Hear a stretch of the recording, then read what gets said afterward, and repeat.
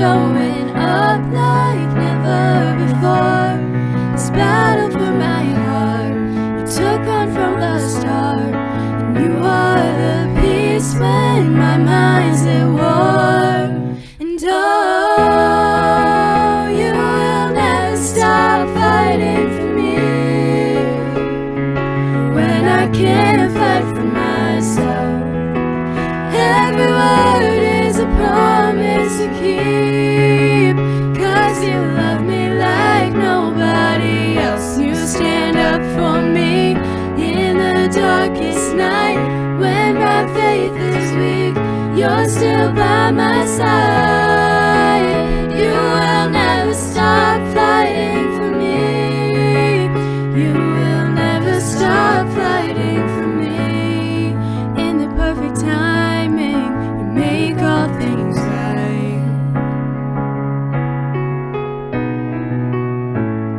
You paint a silver lining in this heart of mine. When the going gets tough and my strength's not enough, I see you showing up like never before.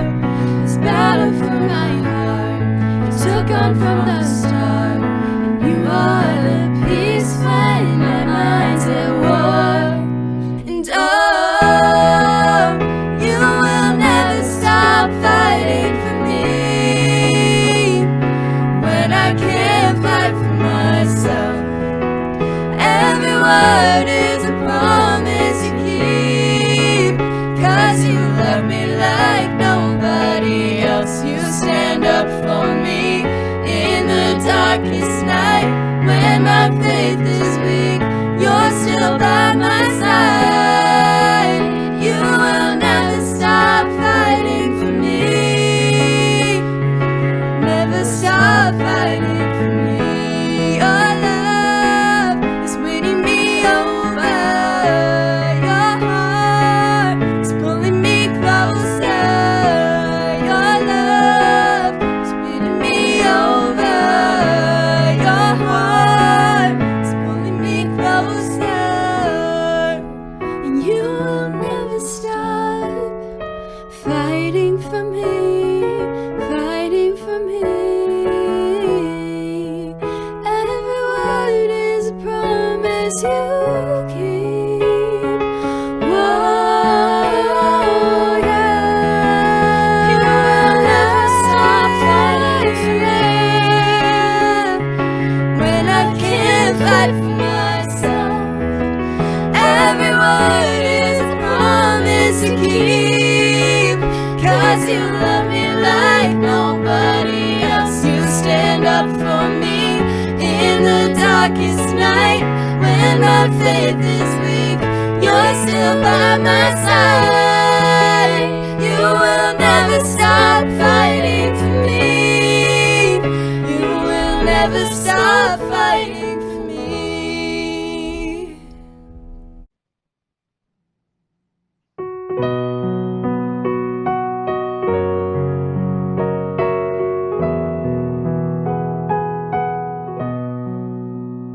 I cast all my cares upon you.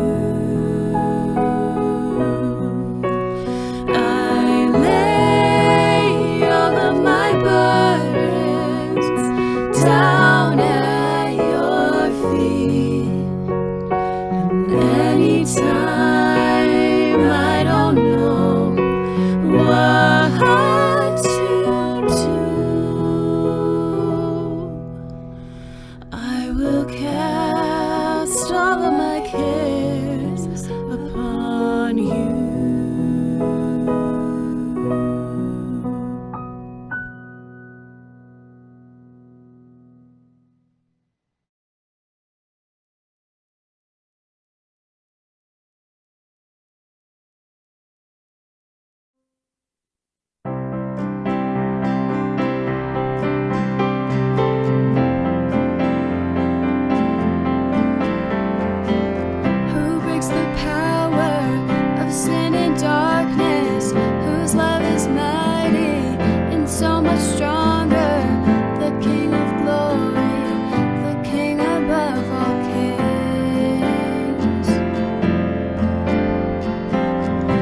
shakes the whole earth with holy thunder, who leaves us breathless in awe and wonder, the King of glory, the King above all kings. This is amazing grace. This is unfailing love, that you would take my place, that you would bear my cross. You lay down your life, that I would be set free. Oh, Jesus, I sing for all that you've done for me.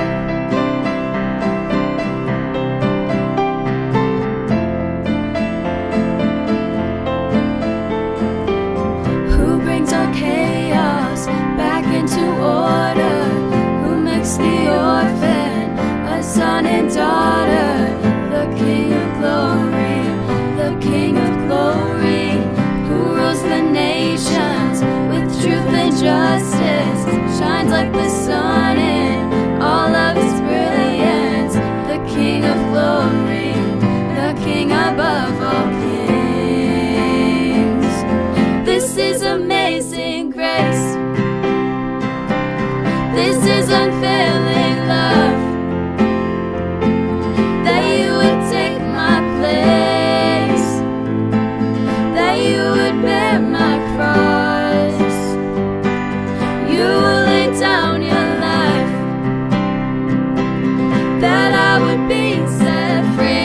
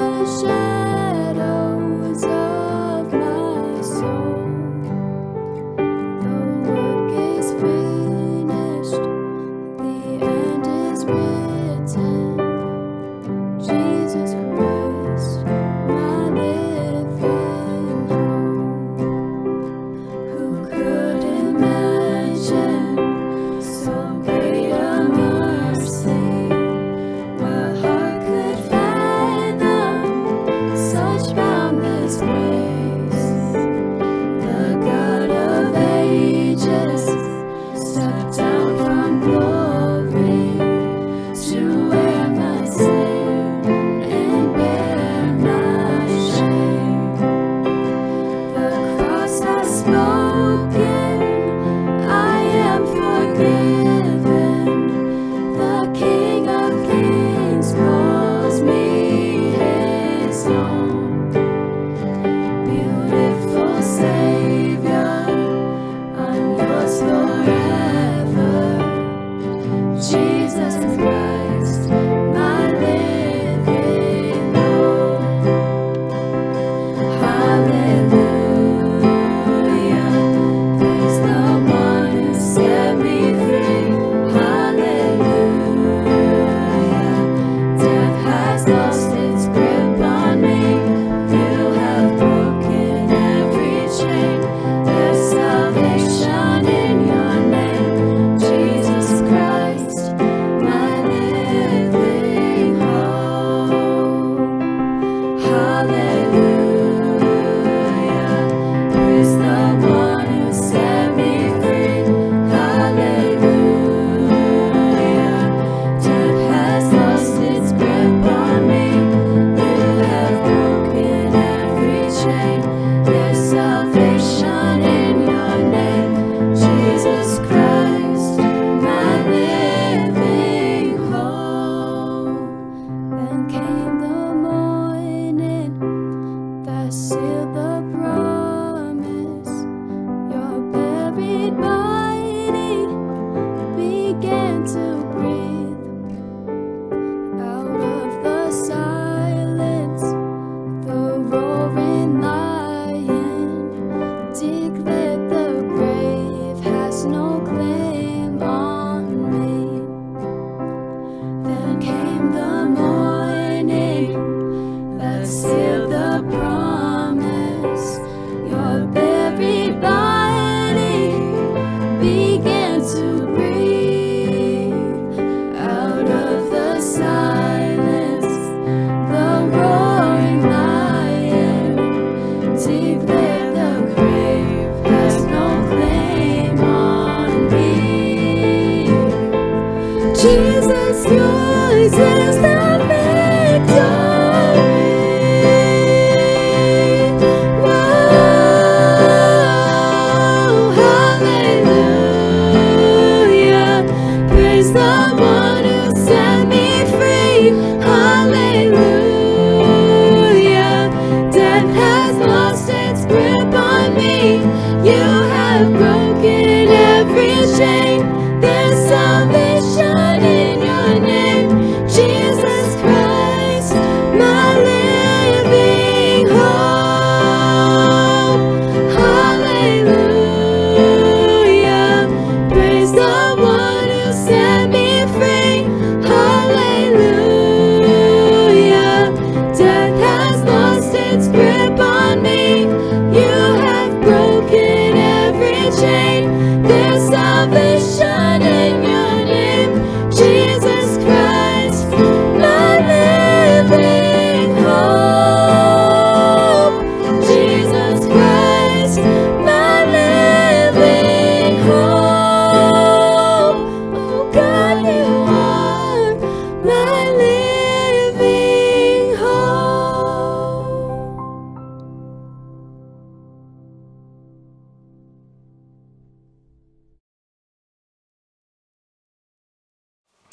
Hi there, I'm Bill McKee, and unlike the ladies in my family you just saw, musical talent is not my forte. But I wanted to share a little devotional with you to think about on this Easter Sunday. It starts not with the traditional Easter story, but a story of forgiveness from John 8, 1 through 11, a familiar story to many in the church.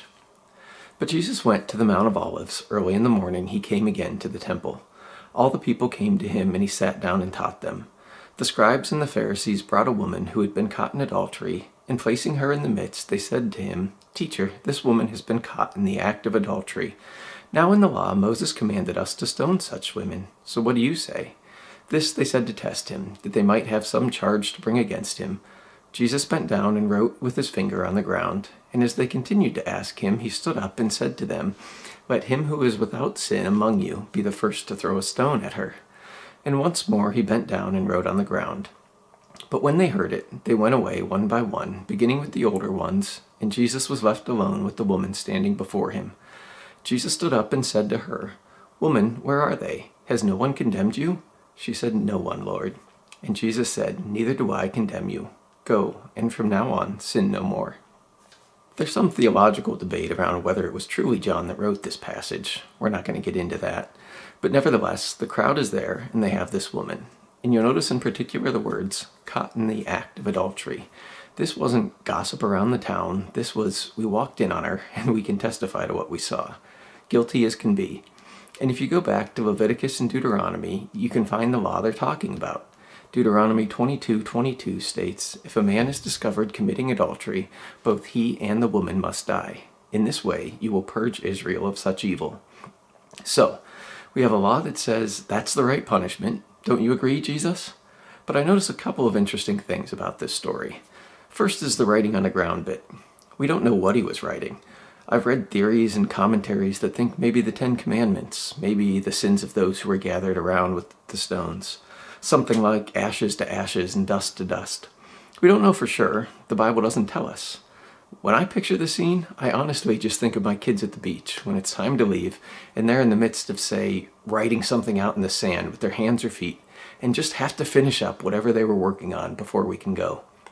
So in my picture of the scene, Jesus is simply saying, what you're here for isn't really that urgent. Basically a thought of, boy, you guys are so far off track, where do I even start? I also notice they brought the woman. The actual text they were quoting from in the Old Testament was clear this should be the man and woman, but we only have the woman. If they caught her in the very act, it seems we should have them both, right? And they also would have known they both deserved a trial where they had a chance to confess their wrongdoings. We don't see any evidence this was actually carried out at the time with any regularity. We know the view of women within the culture, the whole thing was a trap, and Jesus knew they were simply missing the point. So, he writes in the sand, delivers one of those classic Jesus one-liners that fits into even our secular vernacular today. Let he who is without sin cast the first stone. And he goes back to writing, drops the mic, so to speak, and moves on. One by one, they all walk away. Jesus, the one person without sin who could condemn her, also allows her to go. Not simply with an "it's okay," because it's not, but with an admonishment to go and sin no more. That's the summary I've gotten from this story since Sunday school. Which, quick aside there, did you ever notice we tell some stories in Sunday school we'd never let our kids watch on TV? Anyway, looking at this now, I see more than that. I see this act as Jesus saying, you're unfit to judge. I'm taking that responsibility from you. I don't pretend to know how to think about this idea of regret from God. He's all-knowing, sees the future, knows the consequences of actions ahead of time into forever. Yet we see back in passages from the time of Noah and again at the Tower of Babel, this idea of God expressing regret over what had happened as part of the overall story. I see that here. This idea that I gave you that law for a reason, but you perverted it, changed it, didn't follow it, to the point where, quite simply, sinful people aren't qualified to be the judge. There's only one person who is, and that's Jesus Christ. And you, the church, that isn't your job. Your job is to love. Jesus will be that perfect judge. When I was in college, I learned how to fly small aircraft, originally with dreams of becoming a pilot one day. One of the first real-world lessons, once you get outside the physics of lift and drag and such, is the idea that a plane has two sets of controls, but only one person flies it at any given time. When your flight instructor says, "my plane," that means he has the controls. You don't push the rudder pedals with your feet. You don't move the yoke to steer. They are running the show at that point. So when I read this passage, I see Jesus in a very real way say, "my world," as that flight instructor would say when he was in charge of the plane. He was taking over the seat of judgment and proved his right to do so some 2,000 years ago when he conquered death by rising from the grave on Easter Sunday. So, Jesus is now the judge. We are not. How do we apply this to ourselves? Whoever documented the story, why is it important to us today? It depends on who you relate to in the story. If you relate to the woman, feeling like you've done wrong, you've been caught, or maybe you haven't yet, but if people really knew, they'd want to stone me, or at least disown me. I want you to know that Jesus offers forgiveness for all sins, no matter what you've done, and the job of the church isn't to be judged, it's to love and support you through a journey to become more like Him. Maybe you've already accepted that and live in that freedom and celebrate today as a glorious reminder of that. Please do celebrate and remember. Today is not Easter as we're used to seeing it, but the message is the same. Jesus has saved us by rising from the dead and conquering death. But I think for a lot of us, if we're really honest, we may associate with the crowd.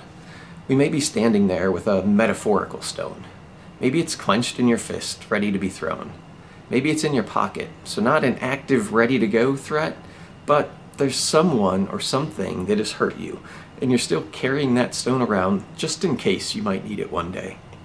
By the way, you'll likely know if that's you by the fact that when you have an immediate reaction to me mentioning it of, "No, but you don't understand," and I don't. But I'm guessing in that crowd, you had the bystanders, you had the zealots, but you also had those who were personally impacted. Maybe the woman's husband who was being cheated on. Maybe the man's wife who sees her as the other woman. People with justifiable anger, seeking revenge. And the message of Jesus was clear to them as well. Put down your stones. Judgment is not your job, and trust me, you don't want it. Jesus says, I'll be the judge. It's not for you. Forgiveness can be tough. And I'll also mention, forgetting isn't a requirement. Some situations we should keep ourselves away from for our own health and safety. But if you have a stone you know you've been carrying around, I invite you even now to hold your hand as though you're gripping it. Feel the weight, the tension. Grip it tightly in your hand one last time, and then heed the call of Jesus to drop it. You don't need it. It's not the other person being set free, but you as well. As I was thinking about this, a song came to my mind. I mentioned I'm not the musical one, but music does have a way of speaking to the heart. This song is from the musical Hamilton. It's at a point when Alexander Hamilton had cheated on his wife repeatedly, published that fact in the newspaper for the world to see, humiliating his family. Their son had died in a duel, defending his father's honor that likely shouldn't have been defended. And Alexander and his wife are trying to sort out how to move beyond all of that and move forward together. And see, the only way to do so, as she takes his hand, we can imagine for the first time in a long time, is through forgiveness. A forgiveness that we can offer to others, knowing we've been forgiven by God. There's a link to that video below. I'd invite you to listen to it, and as you do, think about who you may need to fully forgive. Be that yourself or others, and spend this Easter Sunday thankful that Jesus Christ was crucified for our sins and resurrected for our salvation, and that forgiveness is now freely available to all. Happy Easter all. He's risen. He's risen